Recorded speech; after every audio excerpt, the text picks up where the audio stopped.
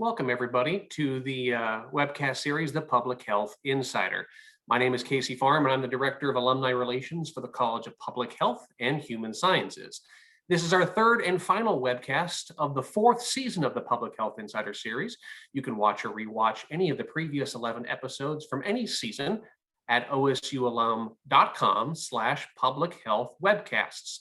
I am delighted to introduce our moderator for today, for today's episode, Healthy Back Home. But first, we have a couple of logistical items for you. If you look at the bottom of your screen, you will find a Q&A chat button. You're welcome to type questions throughout the talk at any point in time, and at the end of the presentation, our panelists will answer as many as that they can before the end of the episode. Our webcast series is hosted by the OSU Alumni Association in collaboration with the OSU Foundation, the College of Public Health and Human Sciences, and the OSU Center for Health Innovation. We love having this series here for you in its fourth iteration surrounding public health and human sciences, what it is, why it's important, and how it applies to our lives and to our communities. For more information on public health and the rest of the incredible work being done in and around the college, please visit health.oregonstate.edu. Now on to today's moderator, who introduced today's topic, and our panelists. Our series moderator for the 12th time is Dr. Allison Myers. She is the director of the OSU Center for Health Innovation within the college. The center serves as a connector between external organizations and Oregon State University faculty in the discovery of innovative solutions to pressing health and wellness issues, and builds workforce capacity in public health and human sciences. In service to meeting the most pressing public health needs in the state of Oregon, the center is home to projects related to the COVID-19 response, including Trace OSU and Trace Community, mental health promotion and substance use prevention in rural Oregon, and improving food security for the Oregon Health Plan members through store-based changes. It is absolutely my pleasure to introduce and welcome back and turn the webcast over to Dr. Allison Myers. Welcome, Dr. Myers. Glad to have you back. Thanks so much, Casey. I can't believe this is our 12th public health. I know, 12th time. And one of the first things I do is to always check the participant list, because there are so many of you who keep coming back and who have actually made this series a part of your month, like the way that you spend your time. Today's episode is called Healthy Back Home. You all remember more than a year ago, many of us very quickly transitioned to working from home at the start of the pandemic. Some of us moved from the couch to homemade office spaces in response to neck pain and achy backs. I know I have picked up my chair, my computer, lots of things from my real office to get more comfortable here at home. And because remote work is here to stay in one form or another, I know many of you are wondering how we ensure our workplace supports our physical health. How often do we consider health and safety hazards at home? Today, we have Jay Kim and Laurel Kincl to help us discuss the importance of ergonomics and how the lessons learned from typically hazardous occupations can improve our health and well-being. I am going to ask Laurel and Jay to turn on your cameras. I'm going to introduce both of you and then turn it over to you all for about a half an hour talk. At which time we'll gather up all of your questions from those of you that are in the audience. We'd love to hear from you, what you're thinking, what kinds of detailed questions you have for our speakers. So first up is a talk. Well, first up is introductions, and then a talk, and then a Q&A. That's the run of the show for today. All right, are we ready? First, let me introduce Dr. Jay Kim. Now an associate professor, or moving in that direction very quickly. Congratulations on your promotion and tenure. Dr. Kim is an associate professor in the OSU College of Public Health and Human Sciences.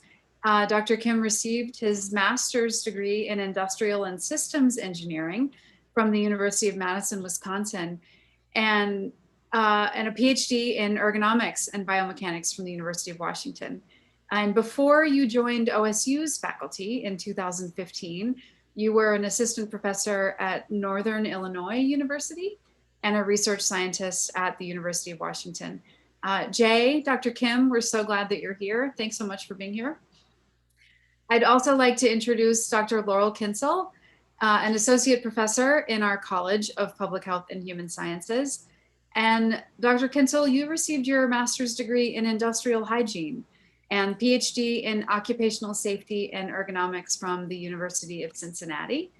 And before you joined Oregon State in 2011, you were a research fellow at the Center for Research in Environmental Epidemiology in Barcelona, Spain, and a research associate at the Labor Education and Research Center at the University of Oregon, just down the road from 2003 to 2009.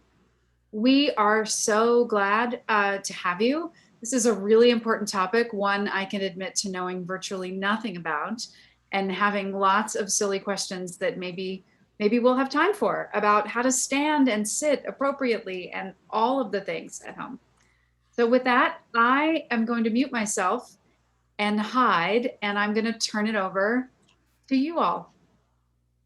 Thank you so much. That's a lovely introduction, and we're very excited to be here and be part of this Public Health Insider. And hopefully, Jay and I can share some of our expertise in ergonomics. We do typically work in occupational settings, and as Allison has said, many of our workplaces and homes have become merged. But in addition to what you might be working at home, there's many things that you might be exposed to that relate to your musculoskeletal health, which is what we're going to kind of go into to give you the fuller background of basically ergonomics. So just so we're all on the same page about what ergonomics is, we define it as how we shape people working in or doing any activity within a task that you're doing, the tools and equipment that is related to what you're doing, and then the environment for which you're working in. And the goal is not to fit us to those, but rather to fit the task, the environment, and the tools to us to create optimal health and well-being. So that's kind of the basics of what ergonomics is.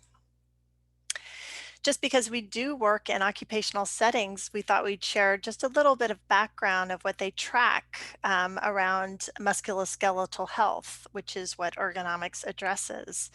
And so here you can see on the left are the rate of workers that are injured. And at the top of that list, you can see firefighters, emergency medical technicians, reservation agents, nursing assistants, bus drivers. So you can see that these are some higher risk workers. And then you can also see on the right are just the numbers of them. And so you can see the sheer numbers is quite different than the rate, but there are a really high number. And overall, out of all injuries in the workplace setting, more than 30%, so a third of them are related to musculoskeletal injuries. And so that is definitely something, one of the reasons why Jay and I work in this area is because it can have a big impact if we can prevent these injuries from happening. So they don't always happen just at work. The previous slide is collected from the Bureau of Labor Statistics, where we track all the injuries and fatalities in workplaces. But this is data from the CDC. It's affectionately we call whiskers. They do track also what happens in the general population or the public health. So you can see falls and being struck by or against objects are related to many of the injuries. But in that next column over, where you can see motor vehicle transportation, overexertion, and poisoning are kind of next in line. And so overexertion is typically what musculoskeletal disorders are named in these types of data. And so you can see that's also a significant impact just in the general population. So we thought we would take you back just to basic anatomy. So when we're talking about musculoskeletal health, you can kind of understand the underlying principles and why we give the recommendations we give for preventing musculoskeletal injury. So it does relate mostly to your soft tissues, but those soft tissues are really are what gives your skeletal system its framework and its supports. So these are kind of busy, so bear with me. But just so we are talking about the same things, your muscles, if you are what move and give the support to your skeletal system. When you stretch those muscles or overexert them or pull them, that is called a muscle strain, or yeah, a muscle strain. And so those muscles are attached to bones with your tendons. And so you've probably all heard of tendonitis. And so when those tendons also get overly stretched or overused, they become inflamed, and that's what tendonitis is. Those are covered with what we call synovial fluid and a sheath, and that sheath also can rub against the tendons and become inflamed and reduce the area for those tendons. And so you can also have a tear in a tendon, and that is due to it being pulled, and to the extent that it actually, those fibers do tear and break. So you often also in musculoskeletal injuries think of wear and tear. And so that's what you're trying to reduce, the wear and tear of that. We also, that synovial fluid also comes in packets in what we call bursa, so little sacs, and those are in your joints, and that helps some of the fluidity in your joints from moving. So that's kind of some of our um, basic information of how those are pulled together. So you also have ligaments that connect bone to bone. So the tendons connect muscle to bone, but you also have connections in joints that are just ligaments. And so when a ligament is pulled or overextended, you get what's called a strain. And so you may think of your ankle. You have an ankle sprain, and what happens when you move it too much, and it um, uh, then tears. This also can happen not only in the ankle, but in your back. Your musculoskeletal, your spine system also connects in various ways with various ligaments, and you may also have sprain your back. You may have also heard of that. And so those are kind of some of the basic connections and how things work. Another area is not only the muscles, the tendons, or the ligaments, or the sheaths and bursa that we talk about, but we also talk about in ergonomics entrapment of nerves, because this is often what causes some of the pressure and then pain, and specifically when you compress nerves, that causes a lot of potentially transferred pain. And so typical areas, and here is a nice diagram of the back, which we're going to focus on a little bit, talking about back health. So here on the right is a picture from a side view of your spine. And so you have these natural curves. And so your cervical area is your neck. And you have this nice slight curve there. In the thoracic region, which is kind of your upper back, you have a curve in the other direction. And then in your lumbar region, you have a curve back in the same as your cervical. So you can kind of feel in your low back and your neck is called the lordosis. So it curves in that direction towards the back. And then the thoracic region is kyphosis because it goes the other direction. So in particular areas in vertebrae, here in the C1, C7, if you have any entrapment or compression of a nerve there, it is that cervical nerve. You also can have in this area kind of in the thoracic region to the T1, C5 to T1, any kind of nerve pressure there or compression would be the brachial plexus nerve. And then you also can have the same area. Another typical area is in the L5S1, which is not listed here, area, which is the lumbar region and the sciatic nerve. So you've heard of sciatica. Another area, so it's not only restricted to your back, is with your wrist and carpal tunnel syndrome. And so that deals in this small area of your wrist. And if that nerve becomes compressed, that is your median nerve. And so that is what will cause issues with your thumb and forefinger. So we also kind of wanted to share that a lot of ergonomics is related to cumulative trauma. So even though you have heard of, oh, I just bent down and then all of a sudden my back went out, it is truly not an acute event. It is something that has accumulated over time. And so we call it cumulative trauma. So as compared to this image on the left of a broken bone, an acute injury is something that does happen instantaneously.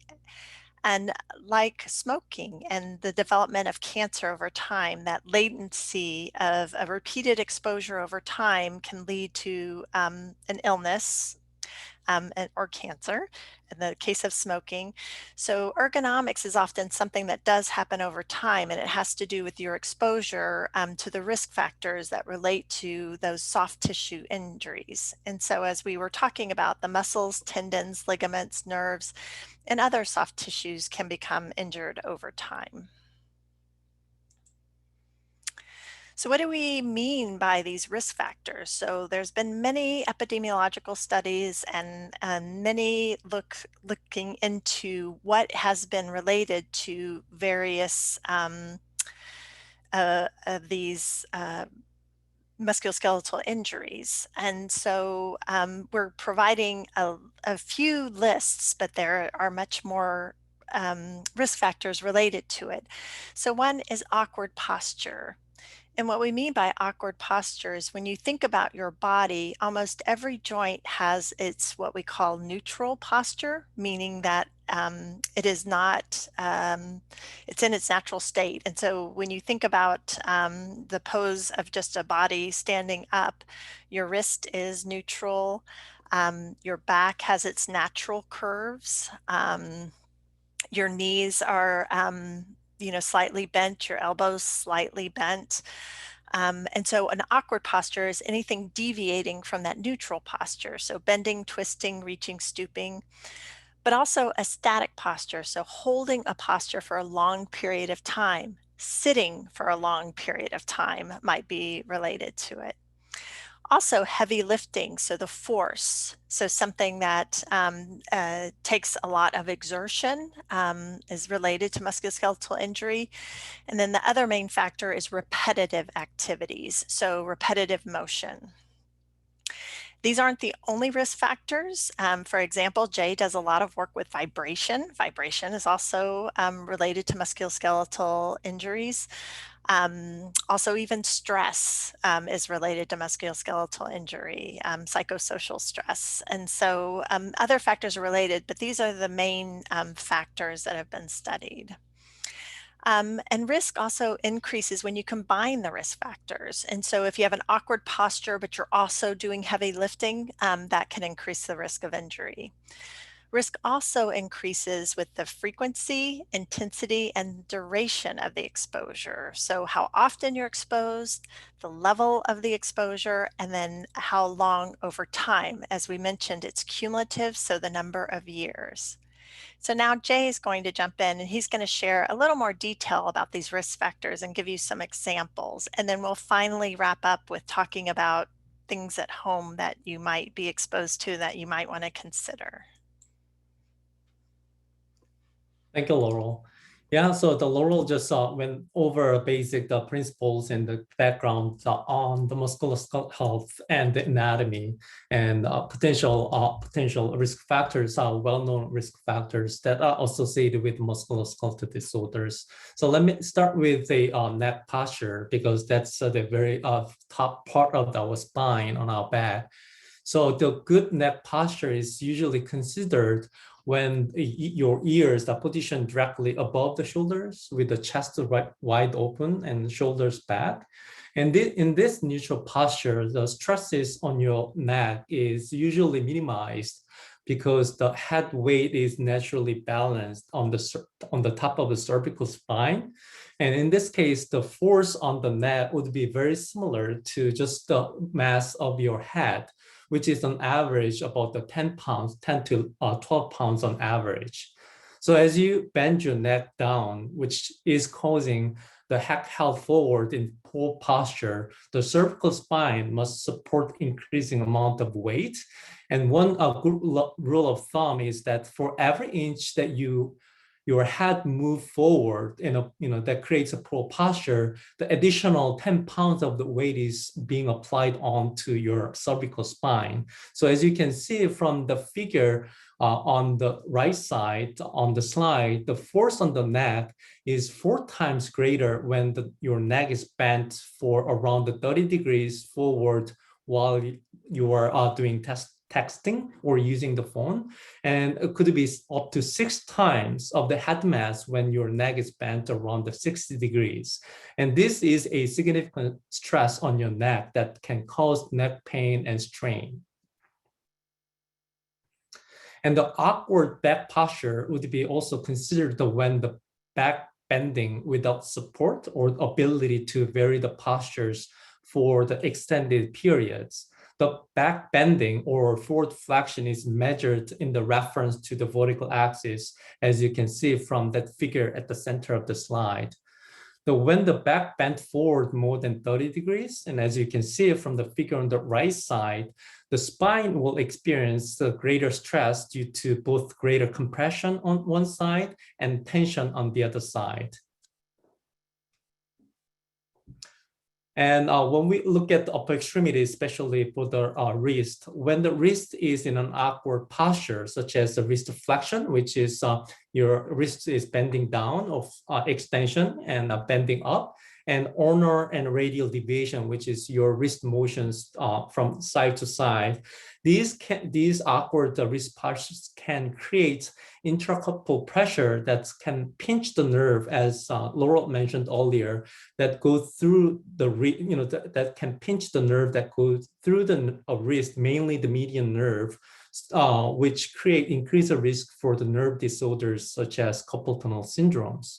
When these awkward wrist postures are repeated or combined with other physical risk factors such as high pinch or grip forces, as Laurel mentions, and these are risks for injuries for tendonitis or carpal tunnel syndromes like nerve disorders can significantly increase. So therefore, you would like to reduce those injuries, reduce those awkward wrist postures. And also in terms of the lower extremity postures, kneeling and squatting are really common awkward postures in the workplaces, and they are associated with the musculoskeletal disorders in the lower extremities. And similar to the awkward postures in other body parts that we have discussed so far, the lower extremity postures can also increase the muscular loading and the biomechanical stresses on each of the joints in the upper extremities. So it is important to avoid any non-neutral postures at the work as well as at home to reduce the risks for the musculoskeletal pain and injuries.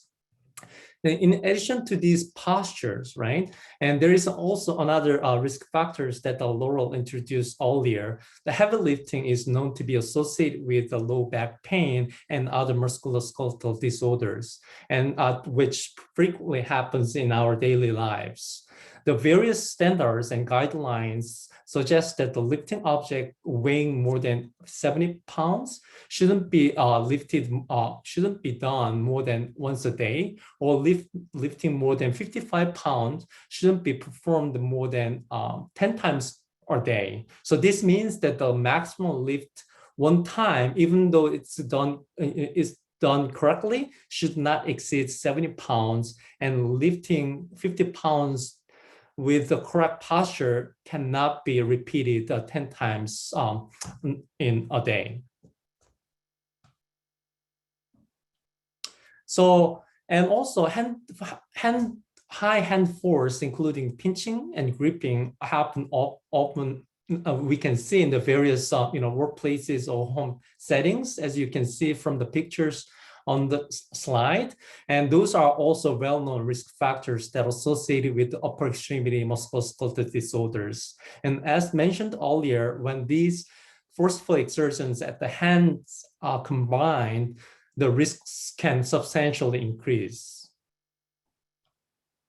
The last musculoskeletal disorder related risk factors that I'm covering today is repetitive motion, which is defined as using the same motion with a little or no variation every few seconds for prolonged periods. When you are typing on a keyboard on average typing speed of 40 words per minute, and typing for a couple of hours can result in the somewhere between 14,000 to 20,000 finger movements, which is extremely repetitive. And also the video on the slide showing the actual commercial Dungeness crab fishing activities, which Laurel and I have been working on lately. And also the video on the slide is showing the actual, these activities, they average crab pot weight around a couple of 100 pounds, and they usually pull these pots up to from anywhere between 100 to 1,000 pots a day. And this is highly repetitive motion, and combined with the forceful exertions can actually result in overuse of your soft tissues, including tendons and ligaments and your muscles, and that relates to the pain and injuries in your musculoskeletal systems. So based upon those risk factors, now we have looked at those various risk factors affecting our musculoskeletal health.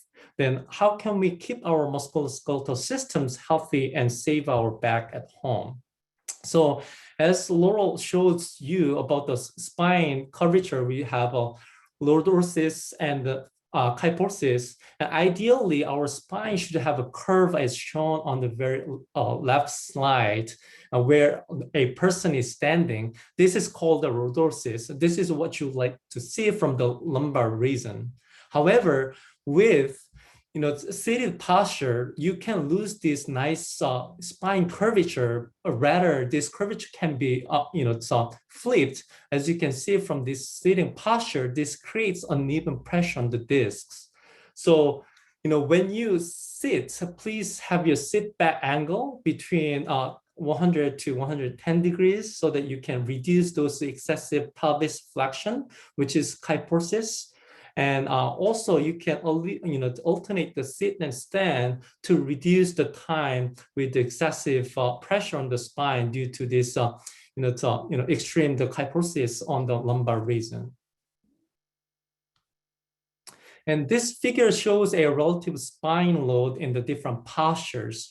Suppose the spine load is about 100% while standing, and the load while laying on a bed is less than half of that standing, and which makes sense because there is no compression due to the gravity. And when you sit right up with a relatively, something called beta posture for the sitting, the load can increase up to 50%.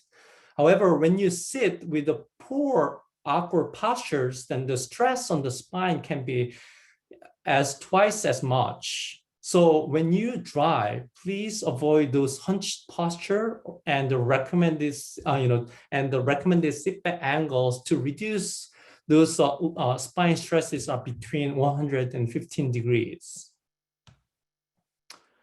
So as we discussed earlier, the awkward postures while you're using phone, laptop, and computers, any mobile device can significantly increase the stress on your neck due to excessive neck flexion. So please, if possible, place your screen at your eye level or within 15 degrees below to avoid any neck strains. And one example, one would argue that if I hold my phone up here, then what about my shoulder is hurting so much? Then providing those arm or shoulder supports as shown on the slide can also further reduce the shoulder strain while you are holding up your screens. So now Laurel will conclude our sort of presentations by sharing more examples that can you can benefit from her advice on house chores. Yeah, and we're going to wrap this up pretty quickly so we can get to your classic questions, but we did want to add in a little bit, since we talked about all the various risk factors, that even when you're doing various chore activities, I know a lot of us are doing way more gardening or moving mulch from our driveway into place. And so really think about your postures while you're doing it. And these examples show some, here on the left, even some changes in the tools. We talked about it's the interaction with the tool and the environment and the task. And so this task is kind of raking, but if you add a handle to the rake, you can see how you may be able to have a better posture because you're using a tool that allows you to have a different grip on it. Also consider the contact. If you are kneeling for a long period of time, putting something that's cushioning, that's not pressing on the soft tissue or the tissues on your joints, that can also help with that. Also just consider, like, if you're having to do something for a period of time and you would have to bend down to, say, ground level, create yourself a way to sit and do that. I even do this with my laundry because I have front load launders. And so when I'm moving from the washer to the dryer, I just sit on the floor and do it rather than bend down for a long period of time to sort through the laundry. And also just thinking about vacuuming even, and your posture as you're doing that. And even, you know, when you're lifting, we call this kind of body mechanics, which is not the ideal way to prevent an injury. So if you do have to lift, ensure that you are aware of maintaining the neutral spine, the curves in your spine, and not hunching over, as he's talked about before. Is very important, or can help with reducing. But of course, as Jay mentioned, there are limits. We all have limits to our ability and the strength that we have. And so you don't, even if you're using a good posture, but if you're exceeding what your limit is for lifting, you're still going to have an injury. So just be very aware of what you're lifting and consider ways to reduce that load or share the load. So we're just going to leave you with this kind of basic principles of ergonomics, and you can look up this reference if you like, but it boils down to 10 things. I think we've mentioned this multiple times. Work in a neutral posture, reduce the force you have to use by lightening the load. Keep everything within easy reach. If it's within easy reach, you won't get an awkward posture to have to reach for it. Work at proper heights. Reduce excessive motions, minimize fatigue and static load. As we mentioned, if you're in the same posture for a long period of time, that can introduce fatigue. Your body likes to move around. Minimize pressure points, as we talked about, the pressure points of your knees if you're kneeling, of your elbows if you're using armrests, of your wrists on hard surfaces. Provide clearance, make sure that your knees can fit under and such. And the last one, move, exercise, and stretch. And so it is part of, as we mentioned, your body doesn't like to be in one position. And so be sure to move around. And obviously, if you stay fit or and do exercise, but again, within your limits, you're increasing your muscle strength and your muscle stability. And then just maintain a comfortable environment. We didn't really talk about that, but excessive heat and excessive cold can also impact musculoskeletal health and increase the risk factors. So I think that is all we have prepared, and we can go to questions, and hopefully there's some good questions. You all, that was fantastic. And I found myself trying to move into neutral positions while you were talking. Everyone was sitting up more straight. Yeah. The one simple question in the sitting in your chair, Jay, it almost looked like in that image, like you're leaning back a little. Is that right? Yes. So basically, so, I think it's in all the sort of outdated the recommendations was like you need to sit upright up. I mean, sit upright so with the 90 degrees angles on your back, but that's not true. And based upon the biomechanical, studies and showing that excessive pelvis rotation from the 90 degrees back angles can create excessive pressure on the spine. So you would like to open that up. So basically, I think this study was done in the minimal gravity, where when you are exposed to zero gravity and you're those your the soft tissues will be go to that the natural curvatures, and that's when that's angles between your thigh and low back is about 135 degrees. So based upon the extensive biomechanical studies, they have shown that having the low back angle about 100 between 100 and 110, that will reduce those stresses on the low back significantly as compared to sitting really right up at the 90 degrees. And if you sit up at the 90 degrees angle, basically you are not taking taking advantage of those lumbar supports and the back support of your chair. Hey, it's revolutionary. As I said, I mean, at the beginning, I was like, I really don't know much about any of this. And, the number of times that I've complained to my massage therapist about my mouse hand, after spending a lot of time writing. So thank you for that. So for our listeners, 110, 115 degrees rather than 90 if we're sitting up at our computers. Fantastic. We are getting some questions coming in from our listeners. And so I want to make sure I cover those first. And one person is saying, can you post or email us your list of recommendations, and we'll get permission to share some of what you've put together. Would that be okay? Great. Absolutely. Yes. And look for an email from Casey Farm, who introduced the session today as follow-up. Thank you for that question. And here's another one. Could you say more about the link with physiological and psychosocial stress, please? Sure. Do you want to take that, Jay, or do you want me to take that? Yeah, you can go ahead and I can add it after if I find something. Yeah, it's a great question. But when you really think about it, I mean, think about the times you're stressed. And I know I do this myself. If I'm stressed, I can feel my muscles just tensing up and my shoulders raising.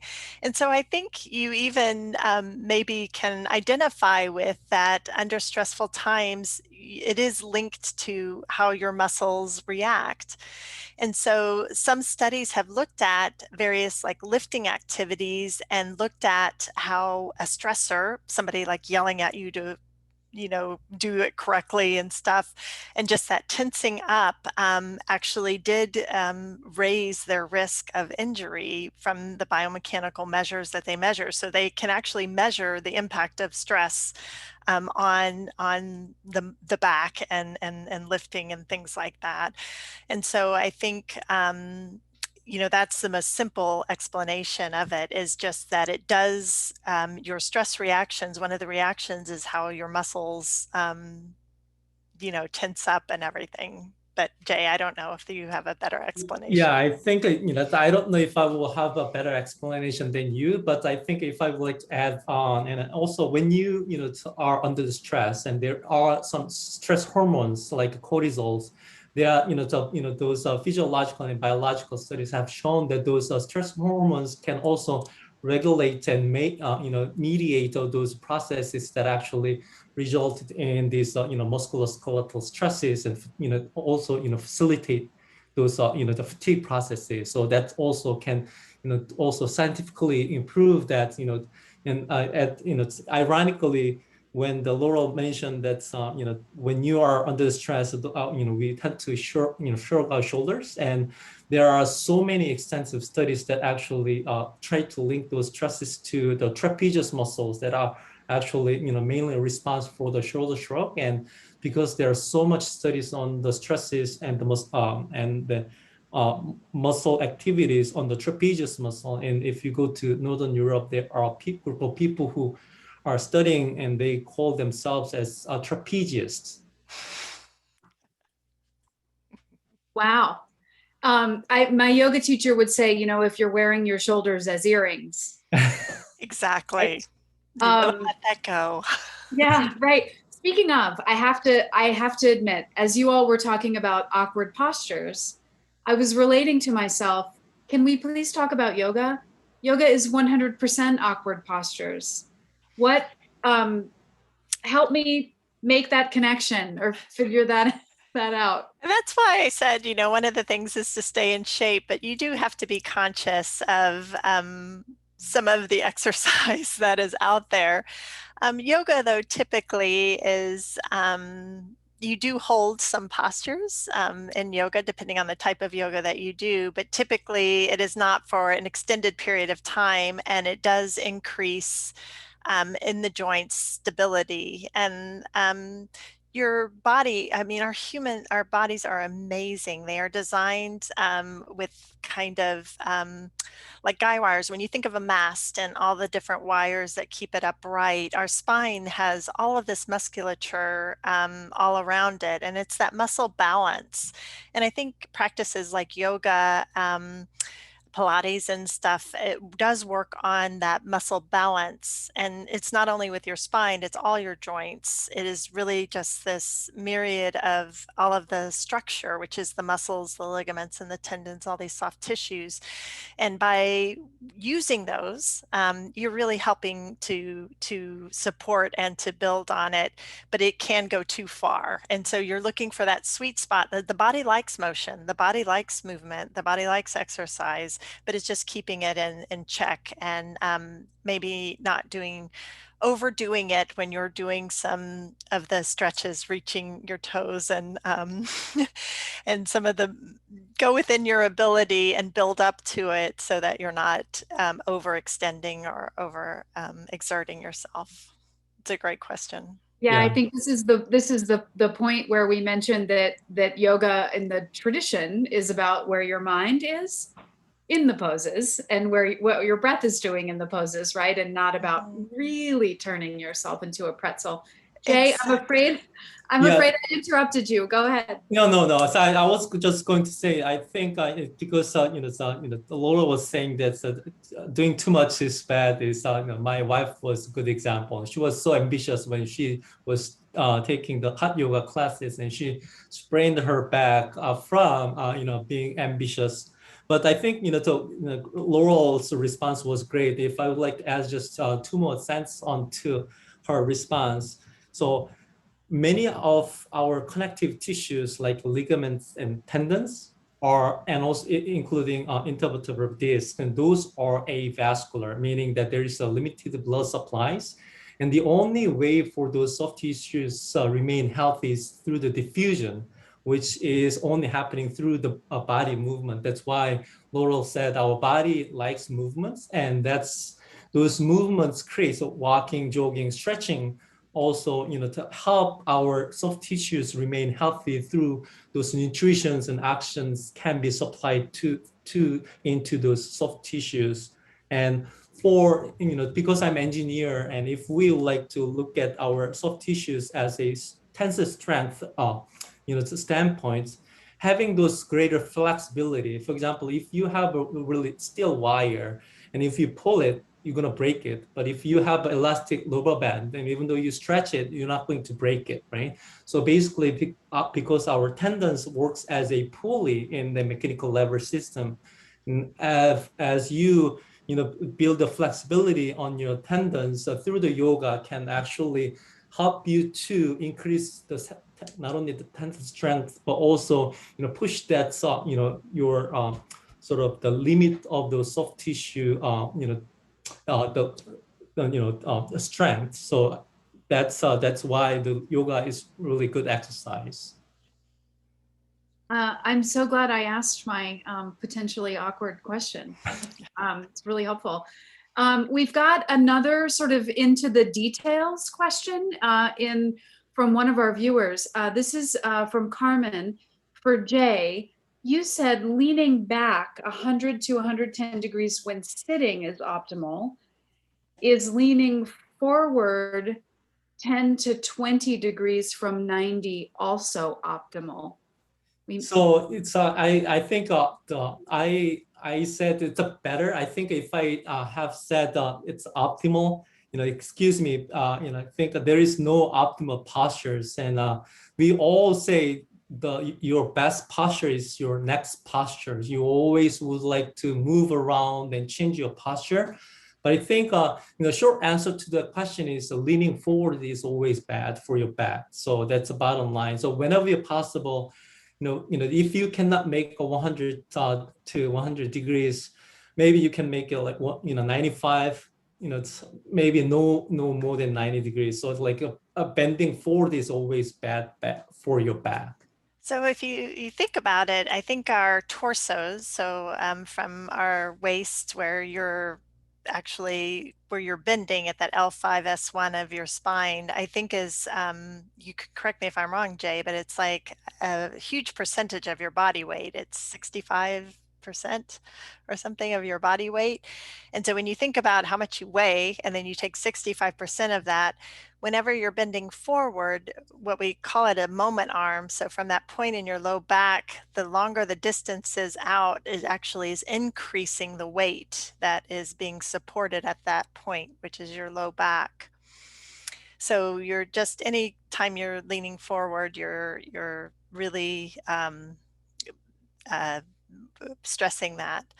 So I think also the other thing to point out, it is okay. I mean, we obviously can lean forward, but also it's the support. If you're able to actually use your arms or something to bear the weight, they call it like, or counter level, like you've seen like the golfers pick up a golf ball. They'll use one leg in the back, raise their leg in the back and bend forward.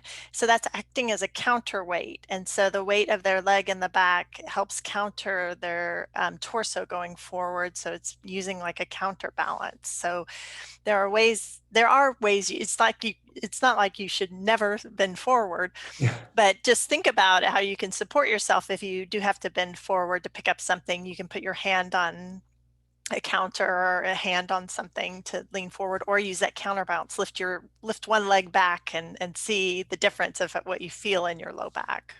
Yeah, exactly. And also just to add that, so it's suppose that your spine looks A here. I don't know if you can see my screen here.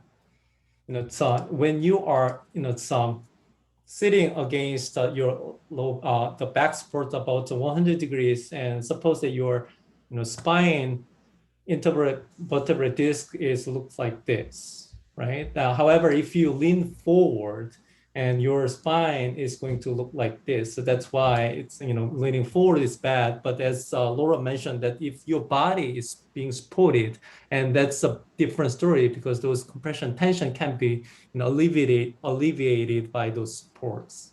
And one thing, while you have this up, since I think we have just one moment to describe what those discs actually look like. You have the nucleus of the disc, which is like really jello in the middle, but you can see here on the image, around the nucleus are fibers that go up and down. And so they actually kind of look like this. And that's why we can take compressive force. It's very strong, and that's why heavy weight lifters, you can see they always keep a neutral spine, but they can lift an amazing amount of weight, and that's because your spine can take a lot of compressive force. And the issue is when it's not in neutral, when it's brought out of it, it's pushing that nucleus out, and that's when somebody says they have a bulging disc or something. That is when that nucleus pops out. It puts so much force against the back and destroys the infrastructure, that tissue around it, and then it will pop out. And then that's what then impinges on nerves, or the vertebrae on top of vertebrae if it goes all the way out. And it changes over time. You have the other thing I was going to mention is there's a certain hydration to the discs, and so as we age, you lose a little bit of that hydration, and you hear people say they've shrunk with age, and that's because of the discs. starting to kind of come together because they don't hydrate. The tissue isn't as youthful maybe as it was. And you also, when you're laying down at night, it does tend to regain its hydration. And that's why often in the morning when you wake up, you're like, oh, I'm kind of stiff, because they're fully hydrated. And so all the surrounding tissues are like, oh, this feels a little bit different because there's a little more space now in all my discs now that I'm fully hydrated. And why it takes about 15-20 minutes for you to get back to your normal usual daytime spine functioning. Fantastic. I have a couple more questions. I'm mindful of time, so maybe some of these could be rapid fire. We'll see, right? So that we get to all of them. Here's one about shoes. Footwear. We think a lot about footwear. Particularly, I'm thinking about what a lot of us do, not fishermen, but those of us standing at home, standing in front of our desks. Is footwear a good investment? Thinking about orthotics and all of the ways that you can have fancier footwear. Say a little bit about that. I'll let you go, Jay. Sure. I think we should have we have a better person to answer that from Cascade campus who have done study with the Nikes. But I think it's there is always trade-off, and if I would say it's a good investment. At the same time, there is always trade-off between observing those impacts and provide those cushions versus your stability. It's a balance. So if you have too much cushion, and it may help you to alleviate those pressures, but at the same time, it'll provide it's a greater instability of your body. So I think it's really depending upon your needs. But as I mentioned earlier, if I were you, I wouldn't spend a couple of $100s on your shoes. Rather, I will move around. That thing, it's every once in a while, maybe 20-30 minutes. It doesn't have to be extended for a walk. Just it's 15 seconds of just stretching and just walking around your room would be sufficient investment on your time. That is you. So you've answered a question that I had not yet asked, which was how frequently should we move around? And you said every.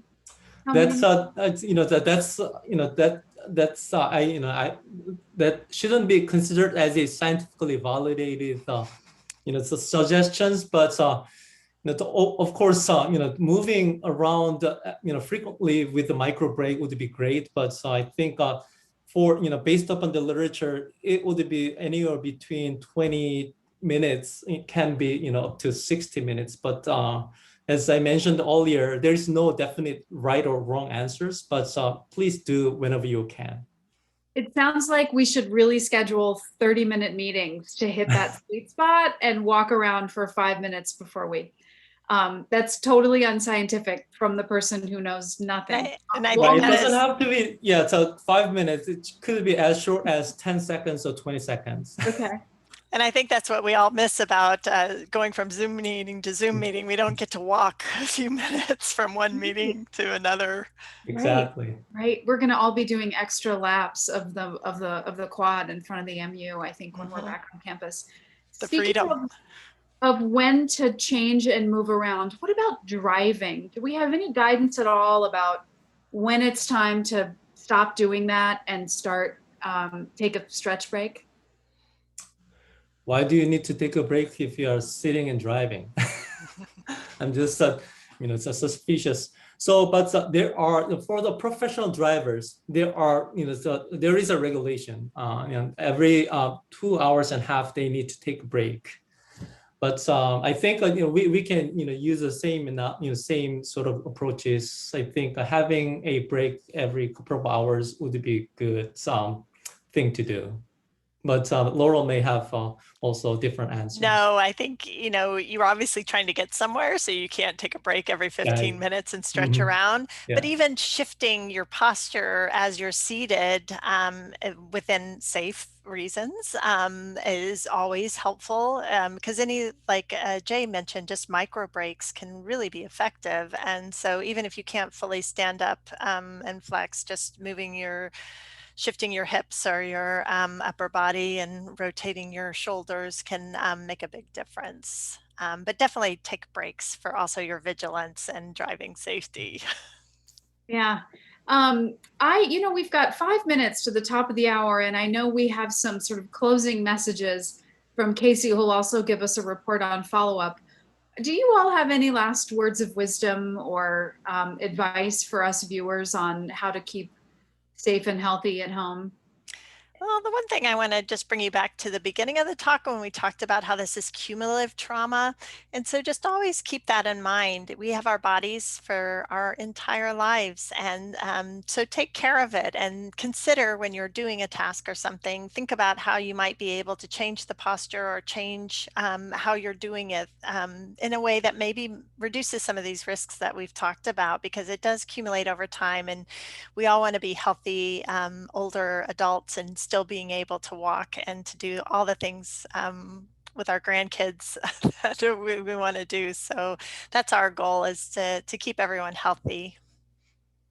Sure. Thank you, Laurel. Jay, any Yeah, last? so I think my final comment would be very related to what Laurel said. It is cumulative trauma, and it is a adverse health outcomes that actually can be medically diagnosed. And oftentimes, so when we feel numbness and tinglings and sore on our wrists, we don't take a day off. But if if you sprain your ankle, you may.